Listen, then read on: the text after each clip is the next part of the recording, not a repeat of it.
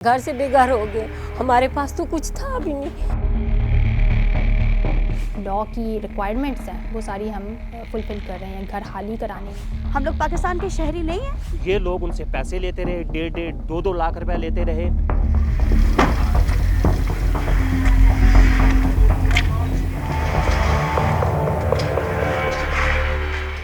ऐवान सदर और बरी इमाम के दरमियान अब अगर आप आएँ तो आपको यहाँ पर सिर्फ मलबा नज़र आएगा। 5 दिहाइयों से कच्ची आबादी के तौर पर कायम यहाँ पर मुस्लिम कॉलोनी हुआ करती थी, जो कुछ रोज़ कबल CDA और इस्लामाबाद की इंतज़ामिया ने मिलकर एक ऑपरेशन किया तजावुज़ात और कब्ज़ों के ख़िलाफ़, जिसके नतीजे में यहाँ पर जो 30,000 से ज़ायद अफराद आबाद थे वो अब बेघर हो चुके हैं। यहाँ पे हम जो है ना तकरीबन 20 साल से रह रहे हैं। पहले तो ये कह रही थी हुकूमत कि जब हम आएंगे नोटिस देकर आएंगे, लेकिन हमें कोई नोटिस नहीं मिला है, जिसकी वजह से हम लोग जो है ना ये देख लें कि हमारे घर का क्या शुरू है। घर से बेघर हो गए, हमारे पास तो कुछ था भी नहीं। इस घर के अलावा जो कुछ था हमारे पास वो हमने बेच के ये बनाया है। ये मेरा घर जो है बड़ा जी एक कमरा वो था और एक कमरा ये था, मतलब ये दो कमरे थे बस। और दरवाज़ा किस तरह? ये मेन गेट था और वो वॉशरूम था। और ये सहन जी ये सहन था। अब आप ये बताएं कि मेरे पास इतने पैसे नहीं थे कि मैं किचन बना सकूं। बच्चों का खून पसीना एक करके बच्चों के गले काट के तो हम लोगों ने घर बनाए हैं। अभी उन लोगों ने हमारे घर तोड़ने हैं। पाकिस्तान बनने से भी 8 साल पहले के हम लोग यहाँ रह रहे हैं। उसके बाबा की भी यहाँ कब्र इधर ही है। हम लोग बरसों से यहाँ रह रहे हैं, आज नहीं रह रहे हैं, मगर शहरी वालों ने हम लोगों को धमकी दी है कि हम लोगों को आप लोगों के मकान गिरा देंगे। तो हमने फिर वो नुकसान होने से अपना माल भी बचा लिए।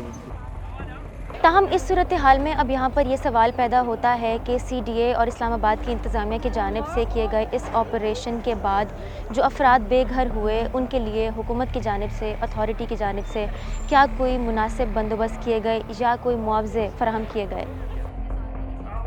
सितंबर में हमने we started with house numbering और घर वालों को बताना कि अथॉरिटी हैज़ डिसाइडेड कि ये जो आप लोग हैं इनका ये जो इलीगली आप लोग बैठे हुए हैं, आप लोग अपना शिफ्टिंग का इंतज़ाम करें। तो इट स्टार्टेड इन सितंबर।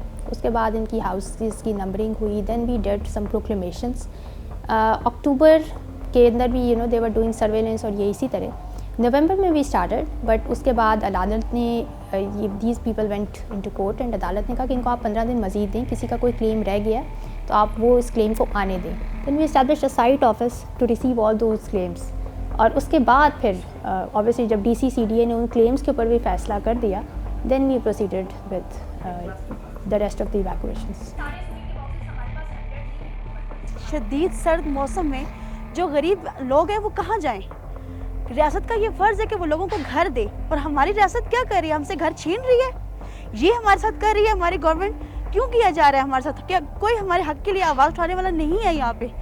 कोई आप देख लें सोशल मीडिया पर कोई बंदा यहाँ पे नहीं आया इस सारी चीज़ को कवर करने के लिए। क्यों नहीं आया? हमारी आवाज़ को क्यों नहीं आगे लेके जाया जा रहा? क्या हमारे हकूक़ नहीं है? हम लोग पाकिस्तान के शहरी नहीं हैं? हमारा भी हक बनता है कि हम अपने मुल्क में, इस मुल्क में रहते हुए हमारे जहाँ पे अगर हमारे फ़राइज़ तो हमारे हकूक़ भी तो है ना। जो हमारे लीगल हम जो लोग थे, जिनके पास डॉक्यूमेंटेशन मौजूद थी, जिनके पास नेशनल बैंक में पैसे भी जमा करवाए हुए थे, अब जब CDA आता है, CDA आके हम सबसे बात करता है, एक डोर नॉक करके वो कहता है कि अगर आपके पास डॉक्यूमेंटेशन है तो हम आपसे बात करेंगे, अदरवाइज़ हम आपसे बात नहीं करेंगे। दूसरा ये है कि हमारे पास लीगल डॉक्यूमेंटेशन होने के बावजूद मेरी ख़ुद अपना रंधावा साहब से बात हुई, मेरी ख़ुद क्या नाम है ये अनम फातिमा साहिबा से बात हुई। थ्रू आउट जिस लैंग्वेज में उन्होंने मुझसे बात की वो शायद मैं आपको चैनल में बता भी ना सकूं। मेरे अकब में ये डिप्लोमेटिक इनक्लेव है और CDA के मुताबिक ये बस्ती डिप्लोमेटिक इनक्लेव की बैरूनी दीवार से मुतसिल थी, जिसकी वजह से सिक्योरिटी खदशात जन्म ले रहे थे। लेकिन यहाँ पर सवाल ये पैदा होता है कि अचानक से यहाँ पर रहने वाले अफराद, यहाँ के मुकीम, हुकूमत के लिए सिक्योरिटी रिस्क कैसे बन गए।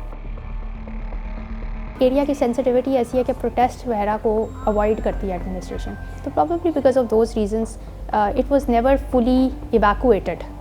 ये पूरा मामला अब तजावुज़ात के ख़ात्मे से बढ़कर इंसानी हुकूक और शहरी इंसाफ की बहस में तब्दील हो रहा है, जिसको लेकर हुकूमत की अब तक कोई वाज़ेह पॉलिसी सामने नहीं आई है।